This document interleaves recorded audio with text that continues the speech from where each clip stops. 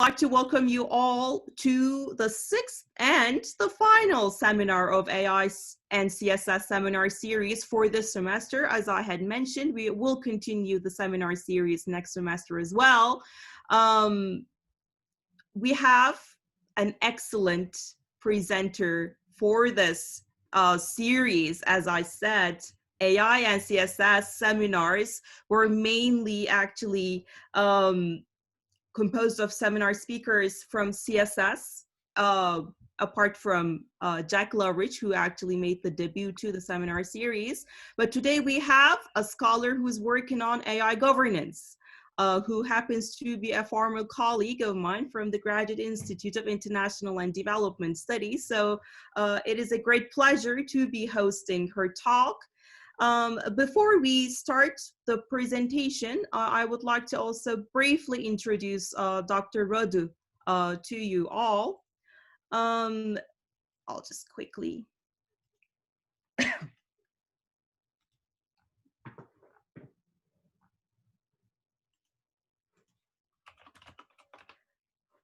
We're getting some emails from people who were not able to join, I think, the seminar. Gülce, if you could check our inbox, maybe our lab email address is being used to get answers to why they are not able to log in anymore.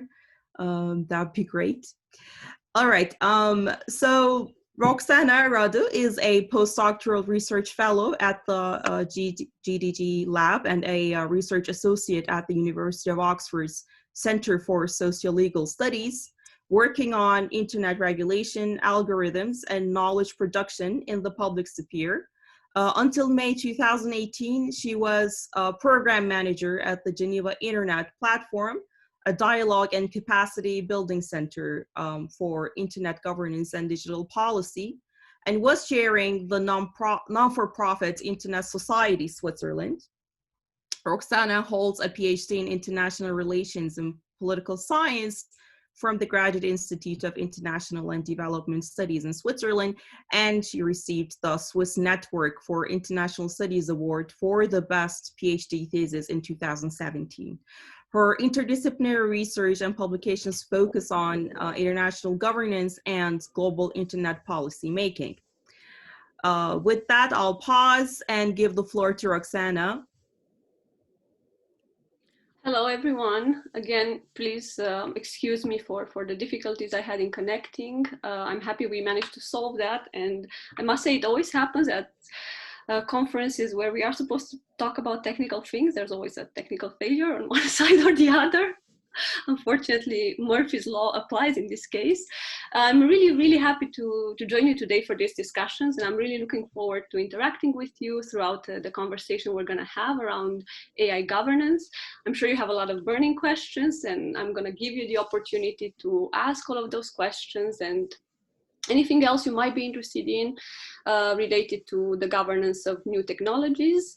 I've been working on both internet and AI governance, so I've covered this field for the last decade right now, and I think there are a lot of exciting developments, and I think we all have questions, and a lot of them don't have answers. I must confess, there are no good answers to the majority of the burning questions we might have, but we'll try to just dig through some of this interesting dynamic that we're seeing in the field and present you with my latest research.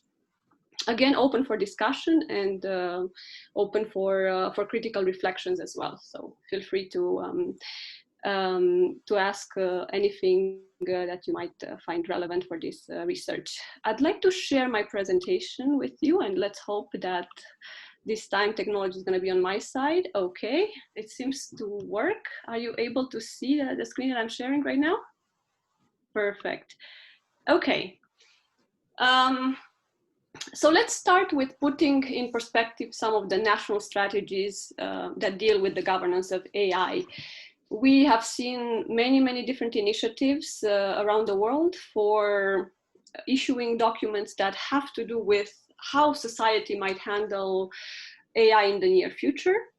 A lot of them are ethical statements. A lot of them have policy implications, but limited to one aspect of AI or several aspects related to disruptive technologies. However, when we look comprehensively at the governance of this new domain, we see that there are a lot of issues to explore. And this is what I've tried to do in this paper.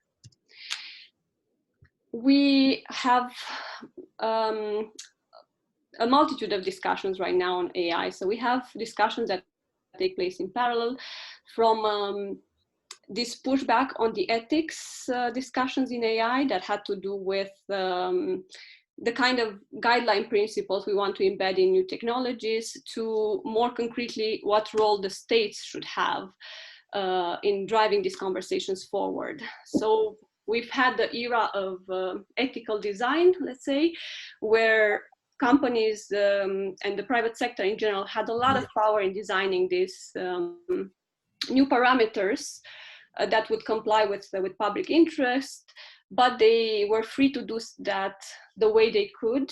They were free to do what they wanted, and they were free to implement their own ideas.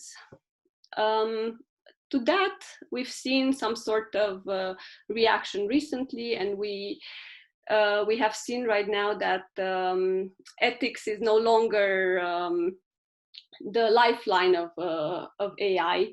We take a critical stance, and we've seen both ethics washing discussions, so companies trying to get away with self-regulation in this field, and also ethics bashing, the reduced hope in having just that side of the discussion. So we're seeing more regulation coming in, we're seeing more approaches that have to do with governments and companies working together, as opposed to simply having self-regulation. And we really see a reaction to this futile ethical discussion. Secondly, I would say that we've seen a lot of merging of the AI governance discussions with the future of internet, and also with global governance. Of course, none of this happens in a vacuum. Therefore, we need to explore the similarity and the differences between these approaches.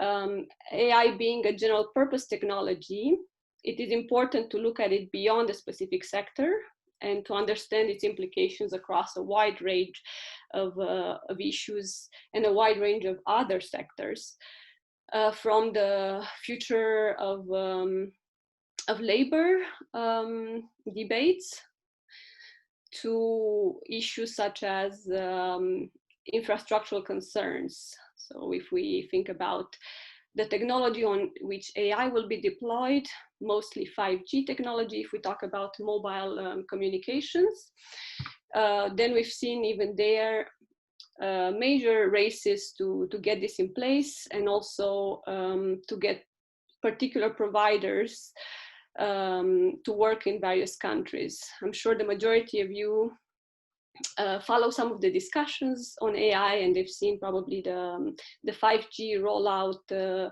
conversations, and also the ban on Huawei in a number of countries.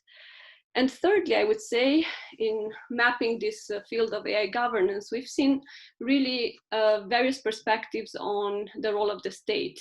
Is it that the state should retreat from what it has started to do? And many would argue it's not much. Or is it that the state should return to this field? We must say that the first funding for AI came from governments. Just like with the internet, the establishment of the field itself had a lot of governmental support. In the US, in the 50s, many of the advanced research projects that the government was funding had AI components. In effect, there was a time in the 70s when more AI projects were funded than internet projects as such. So there was a lot of hope in the beginning that these applications will evolve very quickly. However, as many of you probably have followed already, these discussions were slowed down, in fact, because the general intelligence attempts made by technologists in the beginning failed. They did not necessarily lead to the results that we have wanted to see. And in a very, very simplistic view of that development, you can imagine researchers initially working on developing the type of intelligence that a kid would have. So adding more information as time goes by and learning from previous experiences. It turns out that approach was not necessarily very successful. It could work for highly specialized knowledge and for very particular fields, but it wasn't the type of super intelligence that we see in science fiction movies nowadays. Therefore, what has happened then in the technical community was really a switch towards an understanding of intelligence based on mapping patterns. And this is what has then turned into data mining, neural networks, and other deep learning applications that we see nowadays around us. And we really see them implemented in almost all the different technologies that we interact with on a daily basis. So the state was there in the beginning, but it kind of retreated as AI evolved, and the discussion is whether it should come back in or whether a laissez-faire approach of the market would actually be much, much better. And all of this builds on an area of governance that has flourished in the last decades, namely the internet. Ruling, if we want, because it's been a similar approach in the sense that the internet started with attempts to regulate quite clearly and very much regulate under the telecommunications regime, and then it moved on to having soft approaches, soft governance approaches, that is non-binding regulations, voluntary commitments, voluntary rules, and so on. And in my book from 2019, I wrote about the various mechanisms of governing the internet from the beginning, from the early days, end of the 60s, all the way to now. And I classified these according to 3 categories. And you can also see them on the soft to hard law continuum if you want. On the one hand, you have the legal rules, you have the legal enshrinement that covers treaties, conventions, binding agreements, legislation, directives, policies. And at the other end of the spectrum, you have modeling, you have soft rules that take the form of discursive actions like guiding principles, charters, codes of conduct, or more operative documents like recommendation, toolkits, model laws. And between these two extremes, you have institutional solidifications, which means you have bodies that are specifically designed to answer key questions for that domain that are not multi-purpose. They serve a very specific purpose related to governing the internet. And this may translate in strategic frameworks, agendas, action plans, or monitoring and benchmarking tools. We've seen a number of them, from whether your broadband connection is sufficiently optimized in your country to the price you pay for connecting to the internet. So this is what exists at the moment to govern the internet, and the picture is quite interesting, because you see how these dominant mechanisms of governance have changed over time. So we start from the first decades with a strong emphasis on treaties and conventions, and we end up with primarily discursive modeling. And you also see in this graph here the dominant instruments and the salient issues for which they were applied. So under the mechanisms, you would have particular forms, particular instruments, like global agendas, and then you can also see around which issues they crystallize.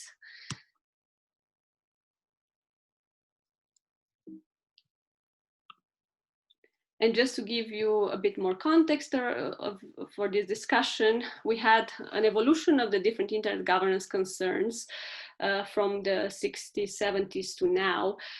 We started with a focus on infrastructure and critical resources.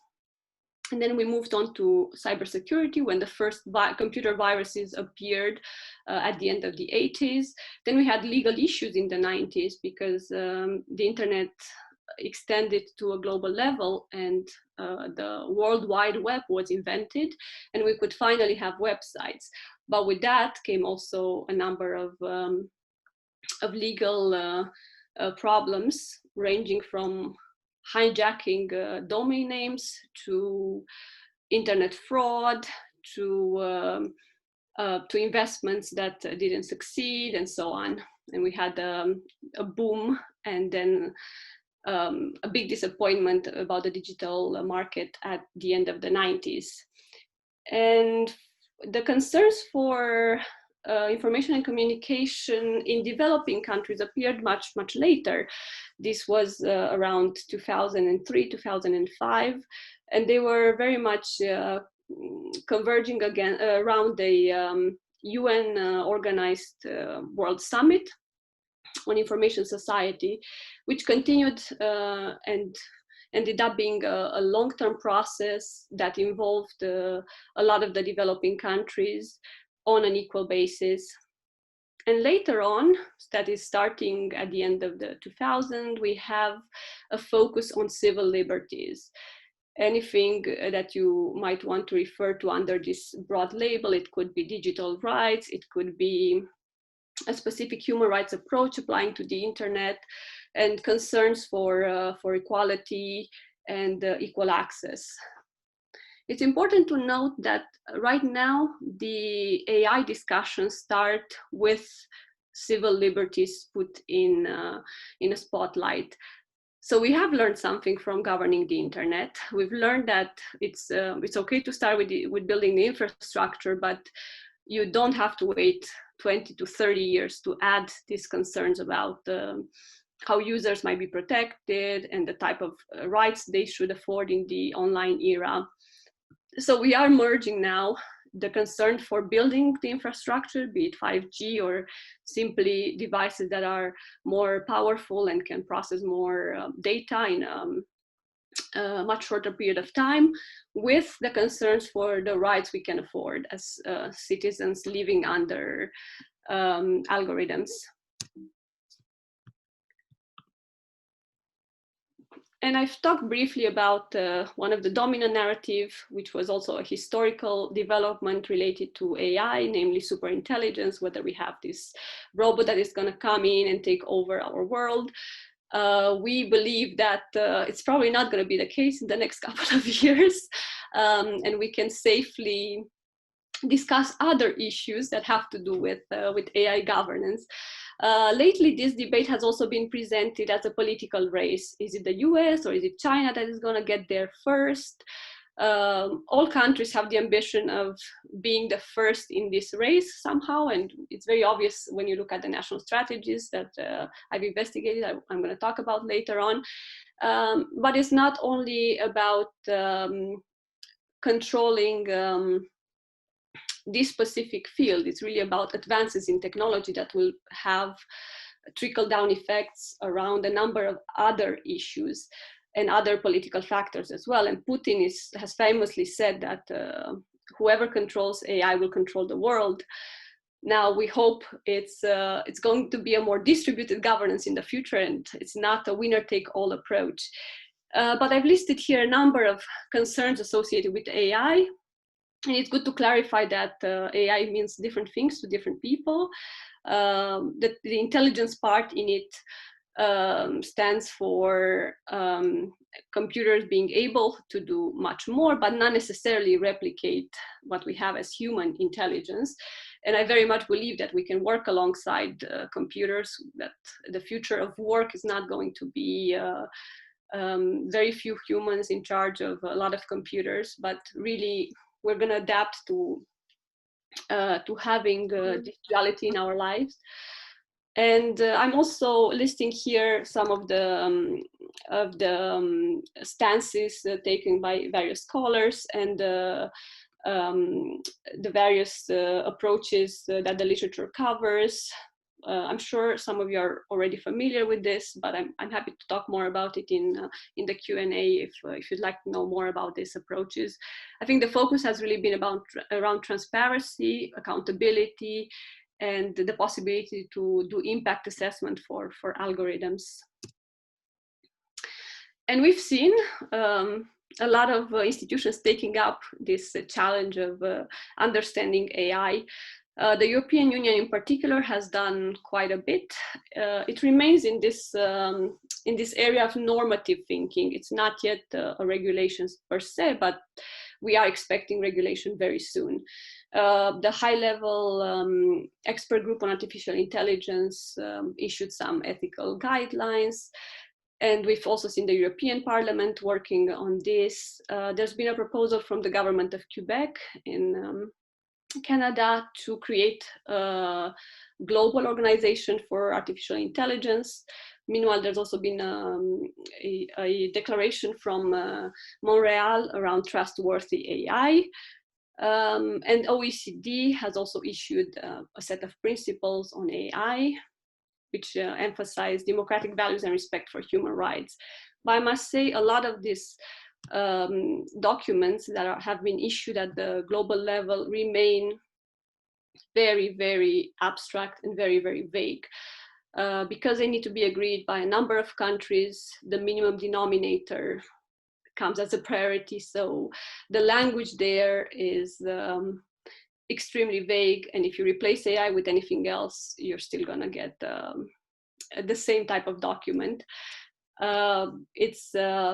It's a bit of a pity that we haven't advanced that much at the global level, given that we understand this to be a global technology.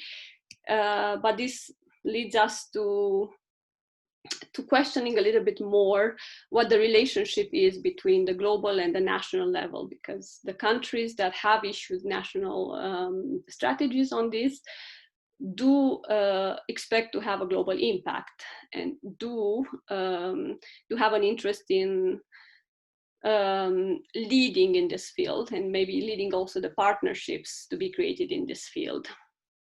So in the paper that I wrote, I looked at what we might call hybrid AI governance, the way in which this multitude of actors working in this field might come together to define the governance of this domain.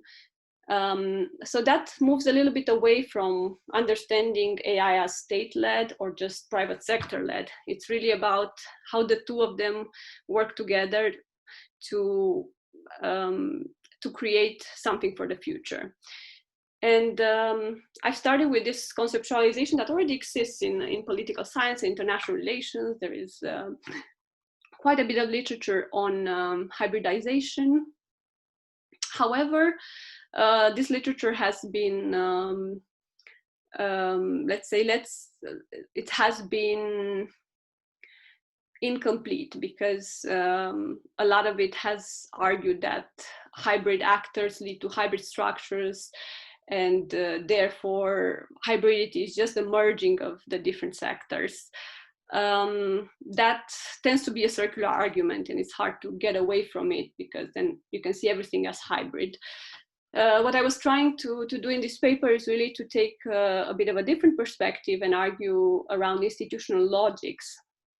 So if we're able to define that certain sectors, like the public sector, are defined by a number of objectives that might include public policy and public interest and protection of users, and we could easily argue that the business sector is motivated by profit-driven set of interests, then we can see the extent to which these interactions lead to either new institutions or to new forms, or a definition of the roles of these different actors that is very different from what we would expect them to do, for example. And here I employed the institutional logics approach, and you can read a little bit more about it on the slides, but just to give you the gist of it, these logics motivate these actors to engage in action, and they give meaning and identity to these various actors. But that doesn't mean that a logic has to be consistent from point A to point Z. There can be contradictions in this logic. And these contradictions may actually result from a hybridization of the roles of various actors. In the economic governance theories, we talk a lot about the distinction of hierarchies, markets, and networks. And here, if you want, we could see that as well. We could see it along these lines, along public interest, for-profit drive, and a mix of goals and a mix of actors in a networked approach. But the important thing to notice is that hybridity doesn't mean that we delegate functions from the public to the private sector. And it also doesn't mean that there is an actual replacement of function between these different sectors. So we are in a theoretical framework that allows us to define functional indetermination, and that allows us to see these roles and these institutions that are built, the new institutions that are built, as combining characteristics of both markets and hierarchies. And let me first go to the methodology, and then I'll come back to what I selected for my research, which strategies I looked at. So for my exploratory empirical analysis of the national strategy documents, I wanted to assess two specific dimensions of hybrid governance: institutional dynamics, and then the definition of roles. And for that, I used a two-step methodology, which included 12 different national strategies that were selected in accordance with a number of criteria that I'm going to talk about. And it also included qualitative analysis. This is a research that you could potentially do with computational science. However, for what I was interested in, which was very much around discourse and the specific use of terms, qualitative analysis seemed a lot more appropriate. This is something that could be done again in the future when more strategies are released. Now, about 30 countries are discussing the potential release this year of their national strategies. Of course, the pandemic has slowed things down. Some of them were supposed to be out already. But at the time when I conducted this research, only about 17 of them started implementing their national strategies. A lot of these countries tend to be Western countries that are already in a leading position technologically.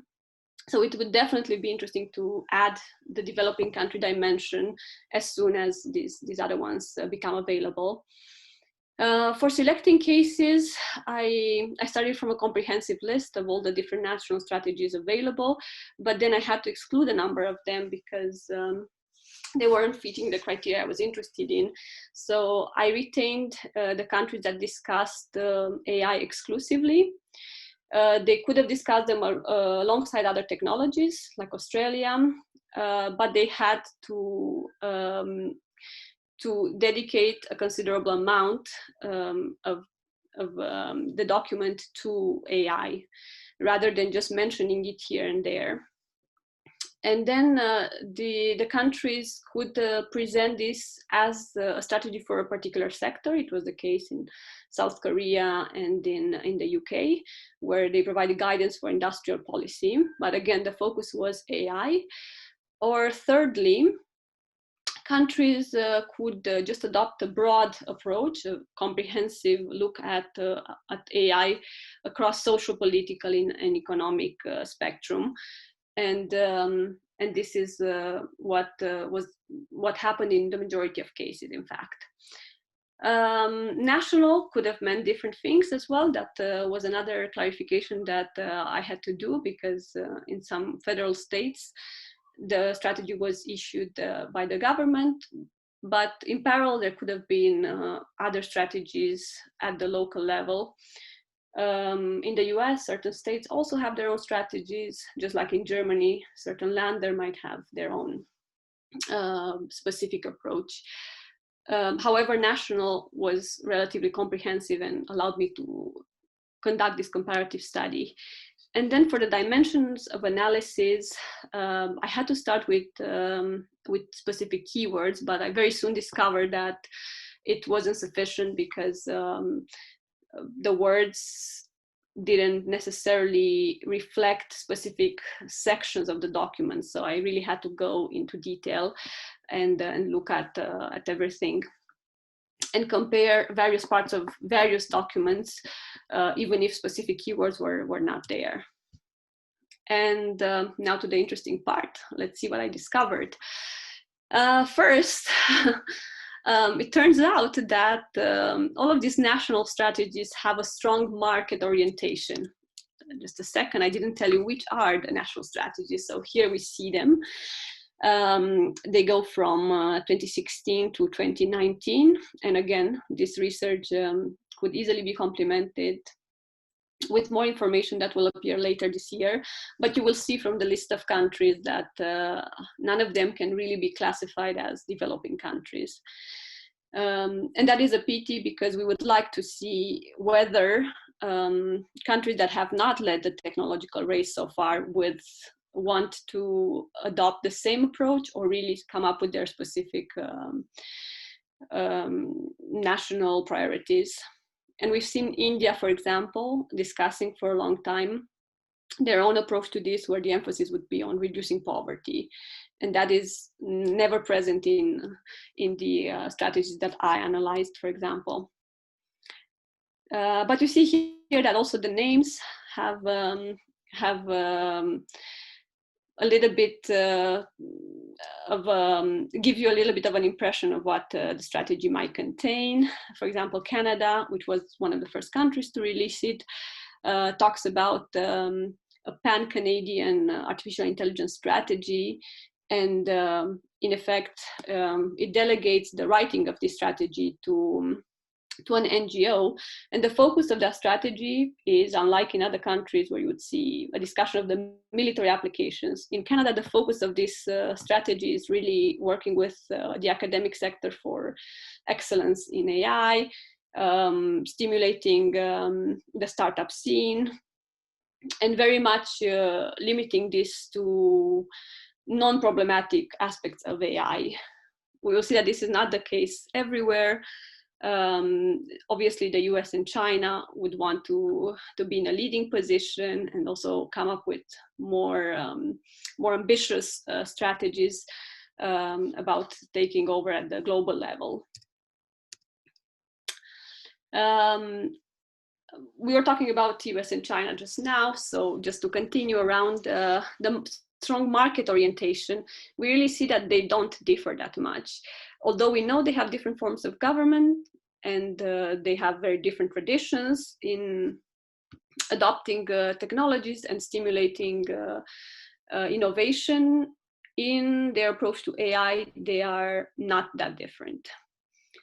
Whereas China comes up with a more clear plan that is incorporating the financial markets and the administrative side of government. The US remains, however, a bit more vague about the different functions, but the priority is in both cases to stimulate market creation and market protection. In Singapore, we see a very different approach, where the state actually encourages various actors to come in and play a role in a network type of governance. And that also translates in the type of organizations that they might set up, which might be more of a hub style structures than specific committees. And in the Chinese strategy, it's actually interesting to see that the use of agile governance dominates a part of the document, and we would associate agile governance much more with the startup environment than with a communist state, but we can be surprised of how these terms could be merged in discussions around new technologies. And finally, around this strong market orientation, it's about conquering new markets, and it's about acquiring the knowledge needed to lead and to export technology from their own countries to the rest of the world. But there's very little interest in working with developing countries in any capacity. So we know, for example, that China has the Belt and Road Initiative that has covered more than 140 countries around the world. But there is no mention of that in the AI strategy. A different approach is taken by Germany that mentions specifically partnerships, but primarily with France, but potentially also with developing countries, and sees the governance of AI from more of a network / cooperation approach. So Germany would be here the exception to this statist and, if you want, sovereignty-based approaches to AI.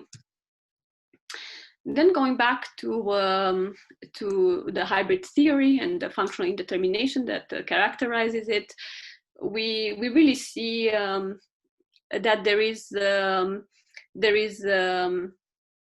a strong sense of that in the document that I analyzed. The French example is really stunning.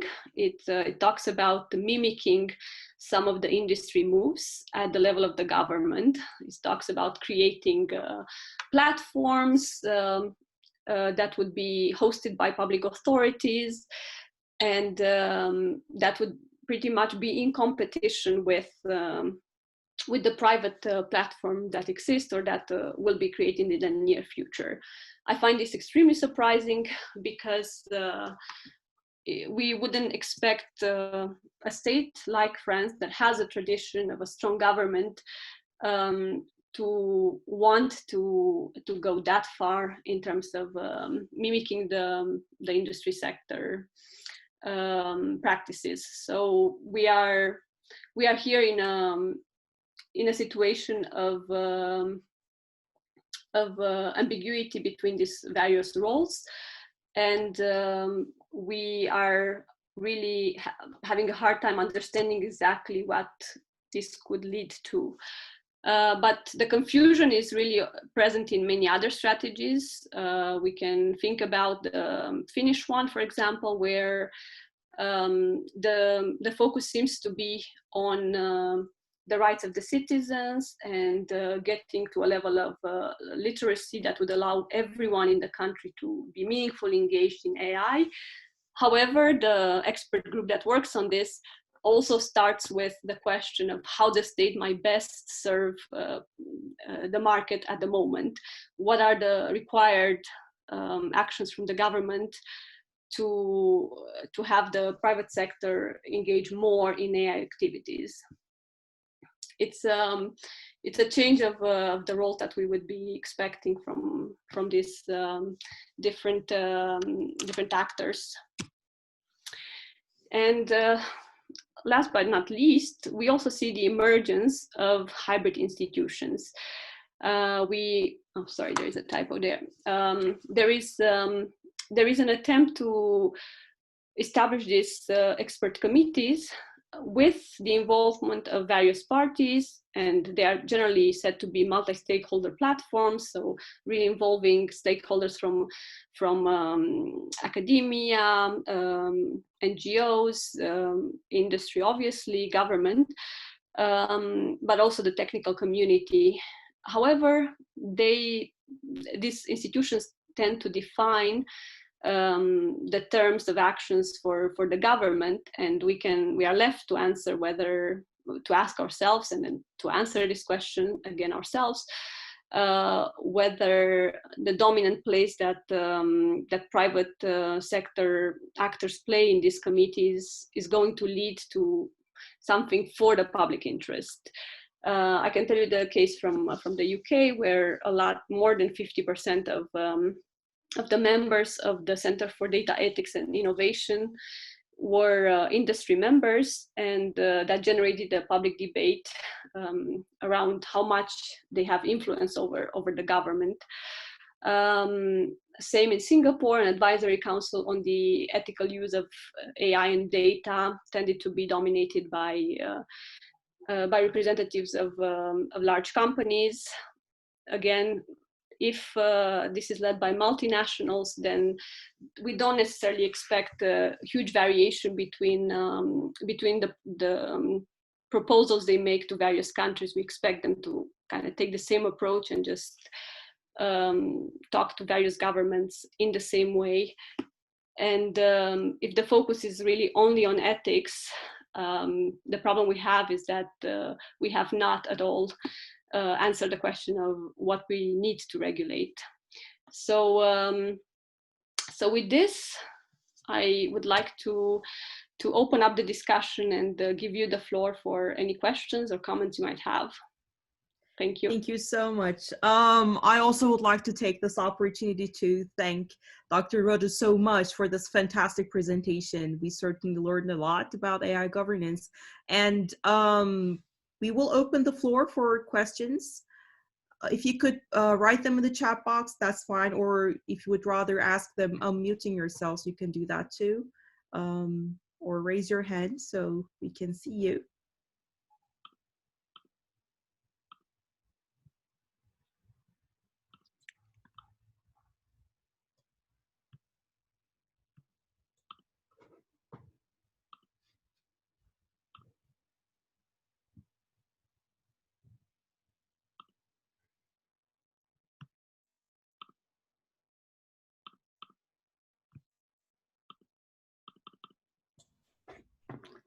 Roxana, thanks very much for this great talk. So it's been a while since I last saw you.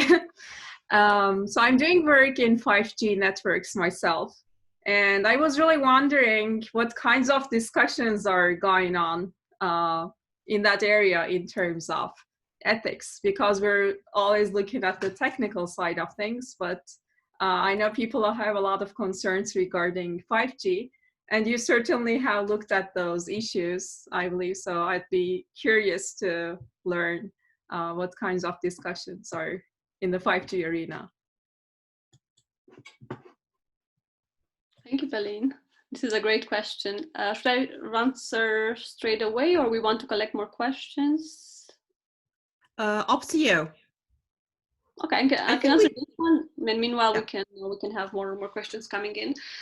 So the 5G discussion is quite big.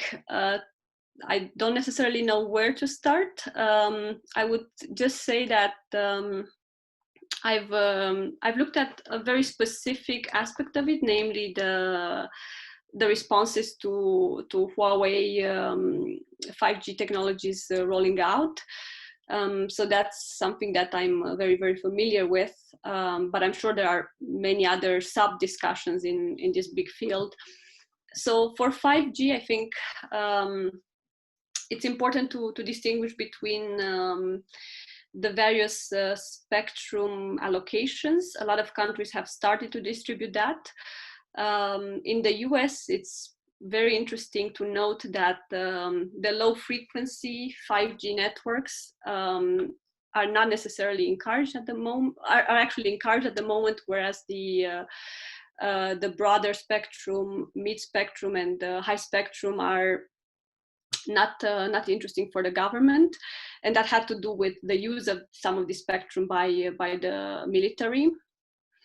At the same time, the Chinese, who do have the most advanced technology at the moment for medium and high spectrum 5G deployment, are interested in having access to the US market. And this created quite a few controversies. If I understood everything correctly, the question of banning Huawei had not only to do with the military interest, but also with distrust in Chinese technologies and in potential interferences with the system. So there's a bit of a technical underlying to the discussion, but there's also, as we have seen with AI debates more generally, this race to the bottom. Whoever gets there first will get the market and will dominate, will also have the advantage of building all the other technology around it. It has been the case with previous generation technologies. On mobile networks, for sure, it has been the case with 3G and 4G. And unlike in previous rounds of technological development, this time we are talking about much broader applications and much more devices connected. So more input for the data, more profits, and pretty much the ability to shape the market of the future. I don't know if this answers your questions, but maybe you want some more specific. No, actually, my question was really general, and you answered it perfectly. So, well, so we hear a lot. Sometimes my mom comes and tells me, like, after 5G, they're going to be able to track us everywhere. So that's scary. That's the kind of things people are speaking about on TV here, at least. So even if they're not experts in the matter. So I was just wondering whether there are such discussions in the technical documents regarding this issue too, or in different countries. Definitely. So in the 5G debates that I looked at, a lot actually came from the intelligence services of various countries where they issued public reports. The UK had a very interesting stance because originally it did not ban Huawei from building up the 5G network in the UK, but it did a U-turn in the span of a year and a half under pressure from various governments, in particular the US government, to say in fact that Huawei is completely excluded from the UK market. And their middle stance was to say if the components that are coming in from Chinese providers are not core components, they could be left on the networks. It's fine to have edge technology that is of Chinese origin. In fact, it's cheaper and it's also quite effective. However, under pressure, again, political pressure, they decided that they couldn't accept this anymore. And not only they couldn't accept an ownership of a certain percentage of ownership, I think it was 35% of the network going to Chinese providers, but that they had to exclude every single component of that technology from their networks and also from previous networks. So their decision now is that by 2027, they will no longer have any Chinese component on any of 4G or 5G networks. So it's it's quite a heavy decision. I'll just stop here quickly, but we can come back to it if you want in a bit. I saw we have some other. Yeah, we have a couple of people in line actually, but before I give the word to Jack, Pelin Hocam, thank you so much for the question, but I'm going to tell your mother that you're leaking information about her AI expertise.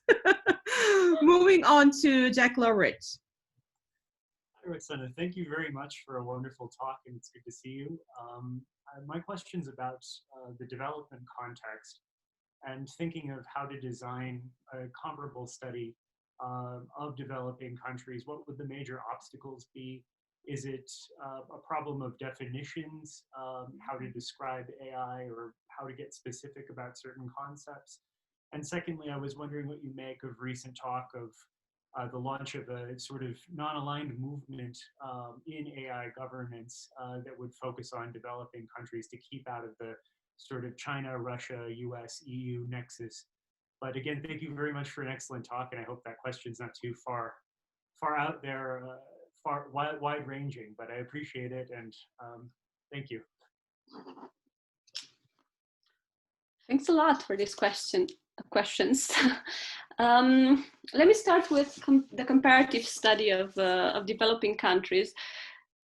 I think the problem I faced when I tried to look at that was that they weren't yet available. So we have to wait a little bit longer for these strategies to become public. A lot of countries have conversations and working groups going on. So there is movement in this area. It's just not yet public or not yet ready for implementation, or not yet having a budget allocated to it. And fairly so, not in all countries, AI will be the main priority at the moment. In studying this, I think it's important to do it alongside developed country strategies, because a lot of the elements will actually come from international experts who are commissioned to write these strategies, or who are invited to consult, or who are invited to comment on various drafts. It's for sure the case with Mexico.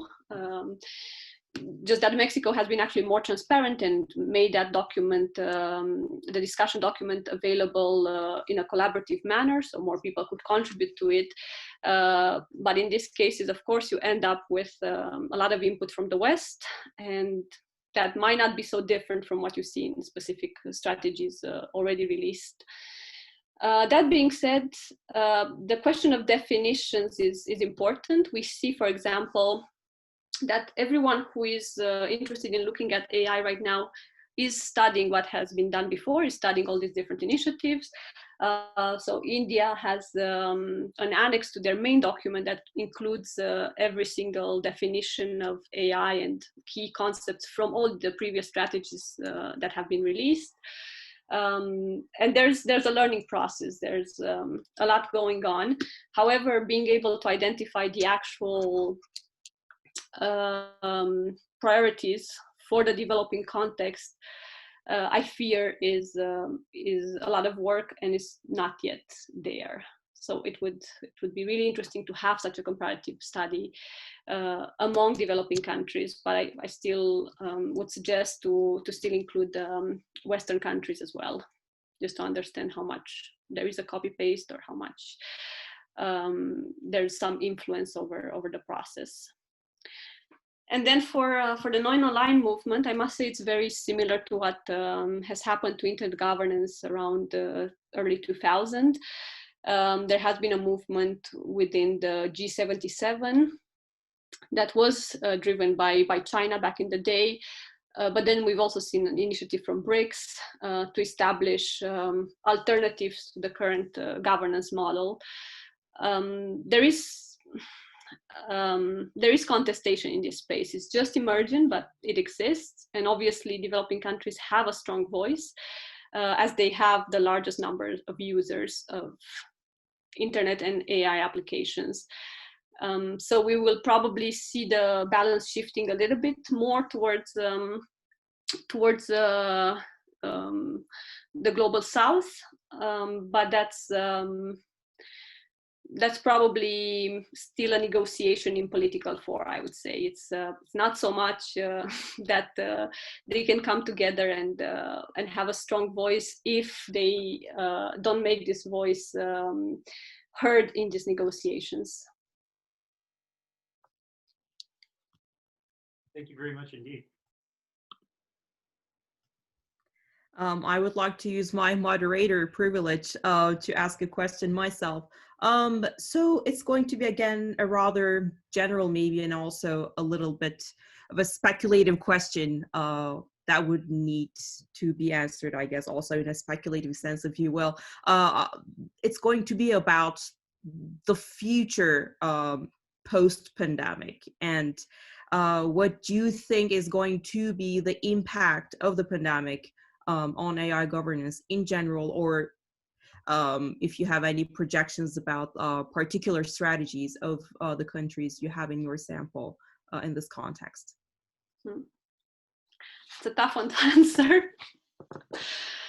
Well, post-pandemics, are we ever going to get there? First of all, we're hoping, yes, we're hoping, fingers crossed. Well, we're still to see if the pandemic has anything to do with AI technology, right? Some of the conspiracy theories going around claim it's linked to 5G, or it might have to do with mobile towers and so on. So let's see, maybe if we eliminate all AI from our lives, the pandemic is gone. Who knows? I'm just kidding. I'm just kidding. On a more serious note, we have seen a huge deployment of AI and renewed hope in this technology to compensate for what we couldn't do face-to-face anymore. So definitely an increased use of robots in factories, and just delegating as much as possible to automated machines, because people couldn't go into work, or they had restrictions, and that had an impact. There was also an increased belief in the power of AI to police networks, let's say, because we've seen that as people spend more time online, they also engage more on social media. So there is additional activity in terms of extreme right discourse, or movements to simply put forward more hate speech. So there's more behavior that, let's say, the majority of networks would say go against their community guidelines, and that is extremely well policed right now with AI tools. It's the deployment of algorithms that decides, even before sometimes you post something, whether it can be up or not. Here, of course, we can question the value of having AI for every single post that goes on a social media platform, but it's one of the uses that we've seen increase throughout the pandemic, and it will probably continue after. There will be less people employed to do the content moderation role, and more will be simply delegated to machines. If we think ahead, I guess the 5G infrastructure has been slowed down by the pandemics, but it will pick up again as soon as we are ready to eliminate the restrictions, or slow down the restrictions.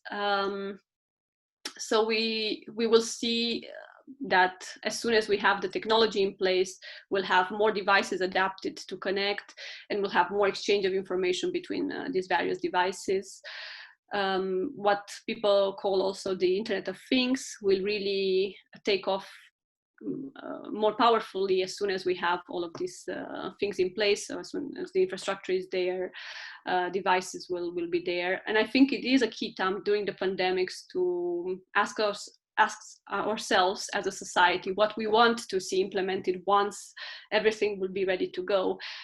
Because if we are slow on deciding right now what we might want to do, we're left to just technical rollout without additional time. Everything will probably happen very fast as soon as the pandemic is over. And I see this as a key moment to think about what we might want to do. So while bracing for the impact, us, the computer social scientists, because you mentioned that CSS is also one of the things that could be integrated into this type of research. What could be some potential avenues that we could explore in this area, you think? Again, a very general question, obviously, but that would be really, I think, helpful also for participants who are in our lab, who would like to pursue graduate studies in computational social science. Yeah, absolutely. As we are trying to figure out the governance of AI, we're really walking these uncharted waters. I think it's really important to learn from other fields or other technological developments, and we have a lot of documents available that could be studied. Employing machine learning techniques and so on. Anything from the legal side of things, so how particular technologies have been regulated in the past, to forms of organizing, to governance approaches, governance models, priorities, and so on. There's a lot to learn, I think, from what exists already, and it's always a a mix of these approaches that in the end will be successful. It's never just a completely new approach just for AI. It will always be based on something that exists. So if we come up with valuable guidance on what is there and how things might be done better, and I'm not really talking only about good practices. It's really about going to the law of the sea and understanding what were the limitations in place, looking at environmental governance, understanding what are some of the limitations in place and what treaties and law, hard law and probably also soft law could help us with. I think we are all in a better position to approach this. Thank you so much. Any other questions? I don't see a question in the chat box, but if you could raise your hand. We're approaching the end of the seminar, so if not, I will conclude by thanking Dr. Rado very much again for, first of all, trying so hard to log in. I mean, obviously Zoom didn't want us to have one last seminar before the term was over, but we've managed to do it anyway. So thank you so much for this really thought-provoking presentation and really also fruitful discussion followed by that. Maybe we can stop recording now. I'm not the host anymore, so I would like to ask Pelin